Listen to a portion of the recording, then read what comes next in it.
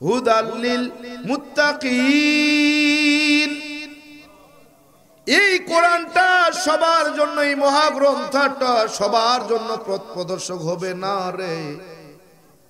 এই কোরআনটা তাদেরকেই দিক নির্দেশনা দিবে, পথ দেখাবে যারা হেদায়াত প্রাপ্ত মুত্তাকি হতে পারবে। আল্লাহ বলে কিসের পথ দেখাবে, কিসের দিক নির্দেশনা দেখাবে?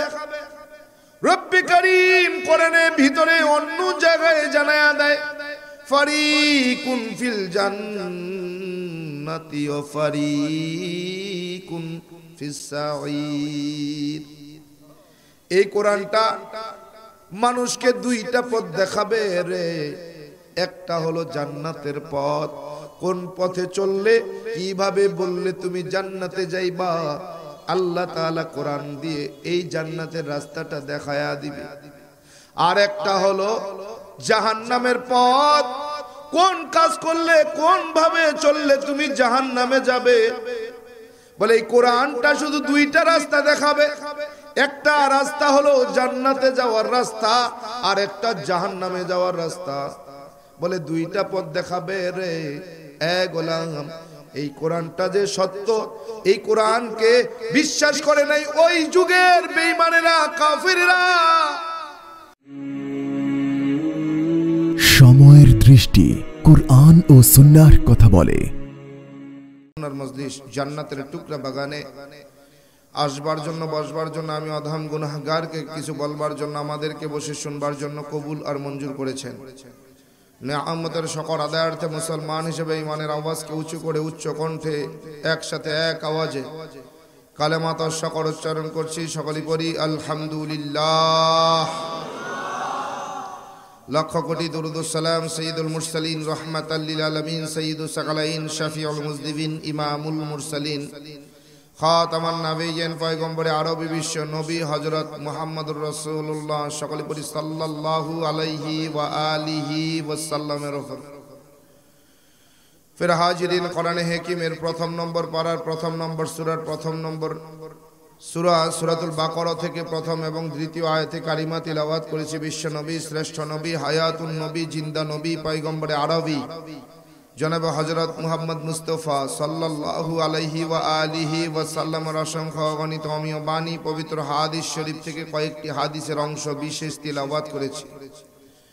রব্বে কারীম যদি তৌফিক দান করেন, সংক্ষিপ্ত পরিসরে কোরআন ও সুন্নাহর ভিত্তিতে সহিহ তরিকায় ইখলাস ও রুহানিয়তের সমন্বয়ে কিছু কথা বলবো। রব্বে কারীম আমাকে বলবার মতো, আমাদেরকে বসে শুনবার মতো হিম্মত, ধৈর্য আর তৌফিক দান করেন। বলেন আমিন। আরো জোরে পড়ে আল্লাহুম্মা আমিন। পেরে হাজিরিন, এই মাহফিল এবছর হচ্ছে, আজকের দিনের পরে আগামীকালকে ওই মাহফিল আর থাকবে না। আল্লাহ চাহে তো এই মাহফিলটা আগামী বছর আবারও হতে পারে। আজকে আমরা যারা এভাবে জুড়ে মিলে বসছি, বলেন আগামী বছরের মাহফিলে এভাবে জুড়ে মিলে বসতে পারবো?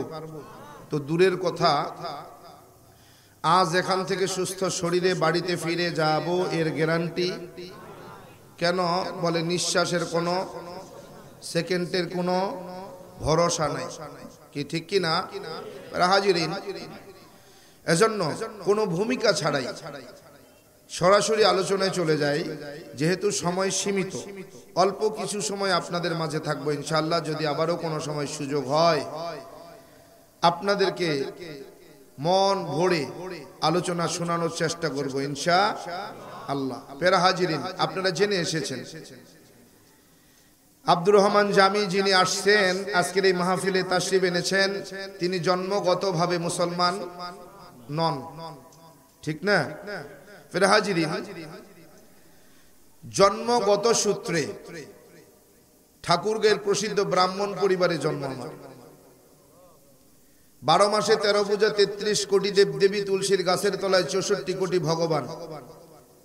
সংস্কৃত ভাষার উপরে পাণ্ডিত্য নিয়ে, ডিগ্রি নিয়ে, ডক্টরেট করে বেদ, পুরাণ, রামায়ণ, মহাভারত, জন্দা, বেস্তা, স্মৃতি, শ্রুতি, মনুসংহিতা, শ্রীমদ ভাগবত গীতা, রাজভোগ, কালীভোগ ছাড়াও অসংখ্য কিতাবাদি গবেষণা করে 44,441 খানা মন্ত্র পড়ে দেখলাম তার ভিতরে 30,000 মন্ত্র শুধু মুসলমানের গুণগান। আরো আসতে কোন এই 30,000 মন্ত্র কোরআনে হাকিমের 30 পারা 114টি সূরা 6666 মতান্তরে 6236 আয়াতের সঙ্গে হুবহু মিল পাওয়া যায়। কোরআনে হাকিমের প্রত্যেকটি আয়াতে কারিমার সাথে কয়েক শত মন্ত্র পাঠ করে শোনানো যায়। প্রত্যেকটা মন্ত্রের কিতাবের নাম, অধ্যায় নম্বর, পৃষ্ঠা নম্বর, শ্লোক নম্বরও বলা যায়। এমনি এমনি কিন্তু মুসলমান হই নাই। ভাবছেন গরুর গোশত খাওয়ার লোভে মুসলমান? না, গরুর গোশত খাওয়ার জন্য এখন আর মুসলমান হতে হয় না। গোপনে গোপনে অনেক দাদা কাকা জেঠারা গরুর গোশত কি খায়।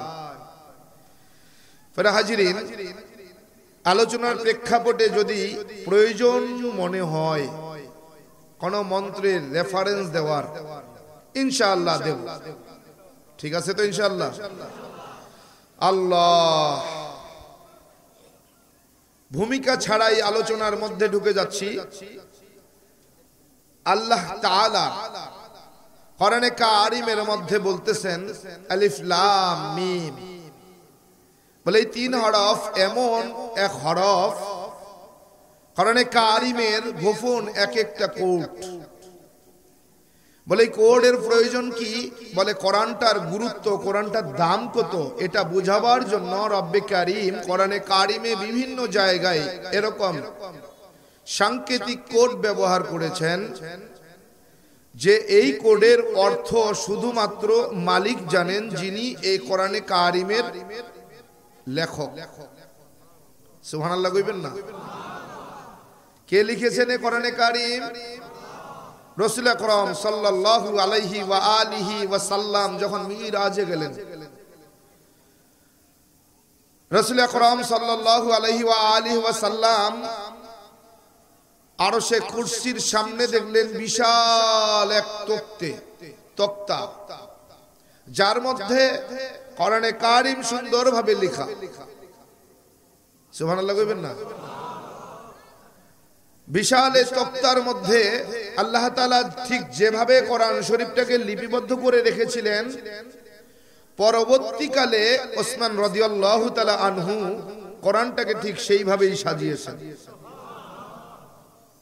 এইভাবে যে সাজানো হবে এটা আল্লাহ তাআলা আগের থেকেই সাজিয়ে রেখেছেন। আর এই মেমোরিটা আল্লাহ তাআলা ওসমান গনি রাদিয়াল্লাহু তাআলা আনহুকে দান করেছেন। তিনি এই কোরআনটাকে সাজিয়েছেন। প্রিয় হাজিরিন,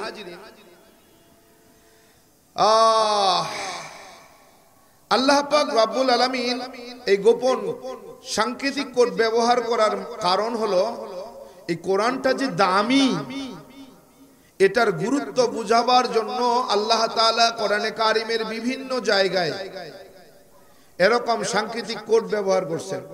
যেমন আলিফ লাম মিম, আলিফ লাম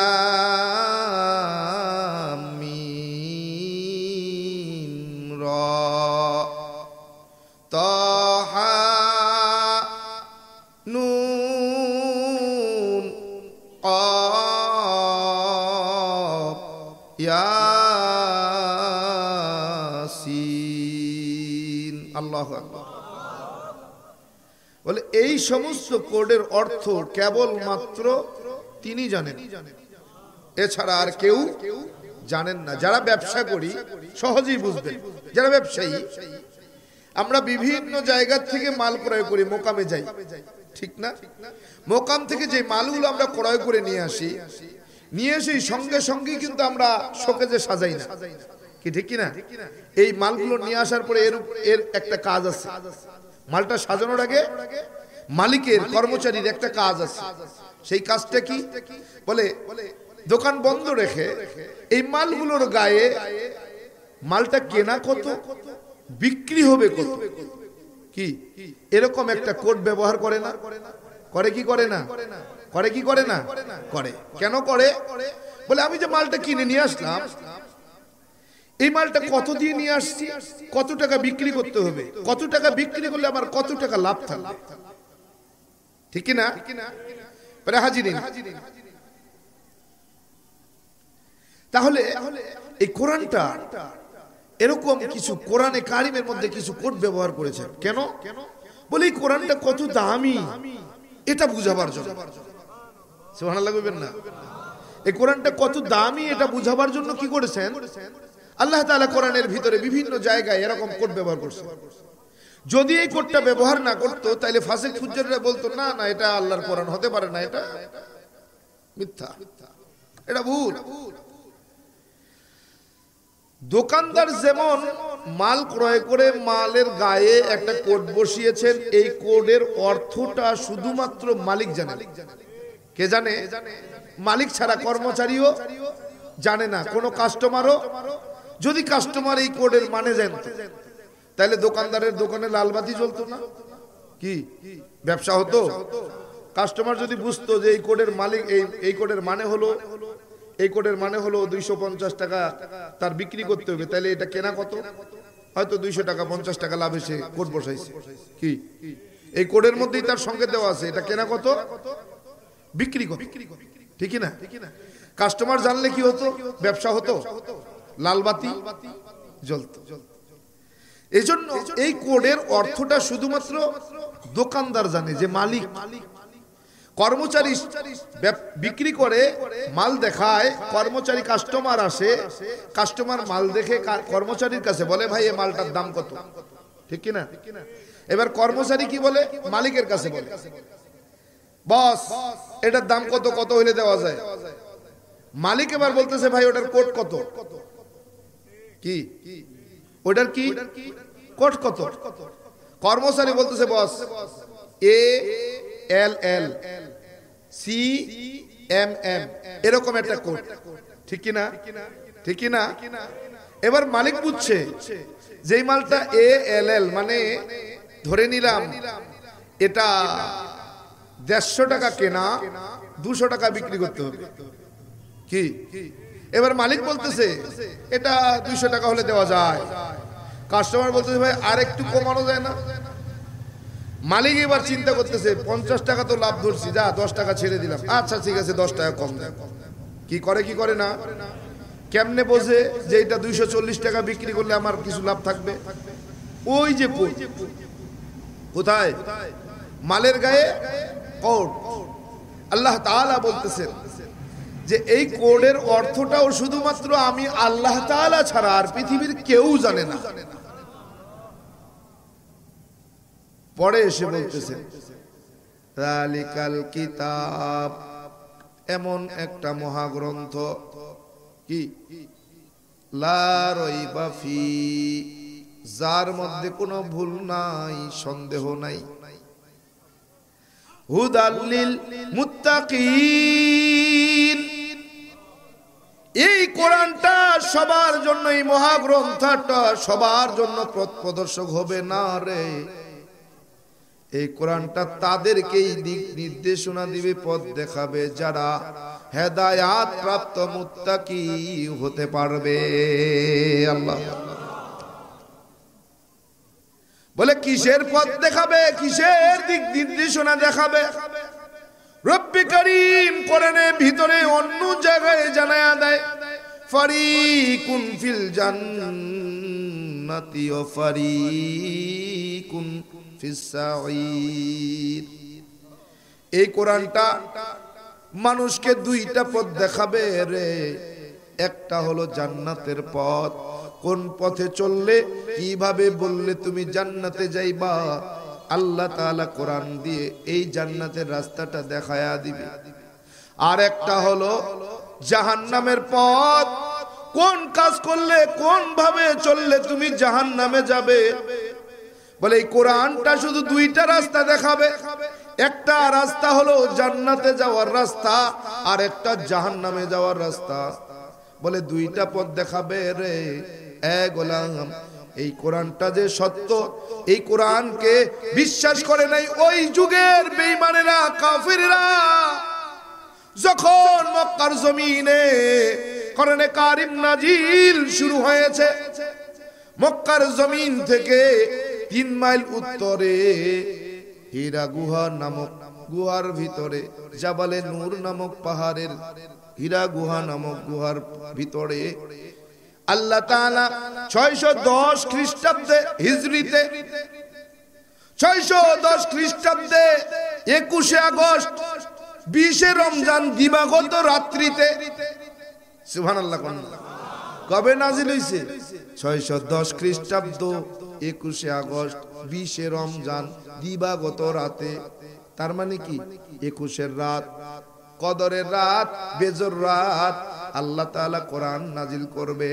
ওই 23 বছর বয়স থেকে নিয়ে শুরু করে 40 বছর বয়স পর্যন্ত আমার নবী মুহাম্মদ আরবি মুহাম্মদুর রাসূলুল্লাহ সাল্লাল্লাহু আলাইহি ওয়া আলিহি ওয়া সাল্লাম ওই হীরা গুহার মধ্যে ধ্যানমগ্ন ছিলেন। 2000 ফিট উঁচু এখনকার হাজিরা ওই পাহাড়ের গুহায় যখন যায়, সিঁড়ি কেটে দেওয়া হয়েছে, সিঁড়ি বেয়ে বেয়ে বেয়ে বেয়ে ওই পাহাড়ের গুহায় 2 রাকাত নামাজ পড়ার জন্য যায়। বলে এই 2000 ফিট উঁচু পাহাড় বেয়ে বেয়ে উঠতে উঠতে 1-1.5 ঘন্টা 2 ঘন্টা ব্যয় হয়ে যায়, লেগে যায়। ওই যখন আমার নবী হীরা গুহার মধ্যে ধ্যানমগ্ন ছিলেন, যখন এই উম্মতের জন্য দোয়া করতেছিলেন, আয় রব এই গ্লানিযুক্ত সমাজকে গ্লানি মুক্ত বানায়া দেন। কি দোয়া করছে? গ্লানি যুক্ত সমাজকে গ্লানি মুক্ত বানায়া দেন। বলে আল্লাহ অন্ধকার যুগকে দূর করে আলোর যুগে দান করেন। এইভাবে দোয়া করেছেন, একদিন নয়, 2 দিন নয়, বলে একটানা 17 বছর। আম্মা জান খাদিজা রাদিয়াল্লাহু তাআলা আনহাকে বিয়ের 15 বছর পর্যন্ত ওই গুহার ভিতরে আমার নবী ধ্যানমগ্ন অবস্থায় ছিলেন রে। ওই ধ্যানমগ্ন থাকা অবস্থায় আমার আম্মা জান খাদিজা রাদিয়াল্লাহু তাআলা আনহা একজন মহিলা, তখন ওই পাহাড়ের গায়ে সিঁড়ি কাটা ছিল না রে, পাহাড় বেয়ে বেয়ে পাথর বেয়ে বেয়ে বেয়ে বেয়ে বেয়ে বেয়ে 2000 ফিট উপরে উঠে আমার রসুলের নাস্তা দিয়া দিয়া আসতে। এখন সিঁড়ি বেয়ে বেয়ে যাইতেও 2 ঘন্টার মতো সময় লেগে যায়। ওই সময় কোনো সিঁড়ি ছিল না, পাথরের গায়ে পাড়া দিয়া দিয়া পাড়া দিয়া দিয়া দিয়া দিয়া 2000 ফিট উঁচু পাহাড়ে উঠে আমার নবীকে নাস্তা খাওয়ায়। বলে 17 বছর পর্যন্ত ওই হীরা গুহার মধ্যে ধ্যানমগ্ন, শুধু দোয়া করতেছে, আল্লাহ অন্ধকার যুগকে দূর করে আলোর যুগ দান করেন, গ্লানি যুক্ত সমাজকে গ্লানি মুক্ত বানায়া দেন।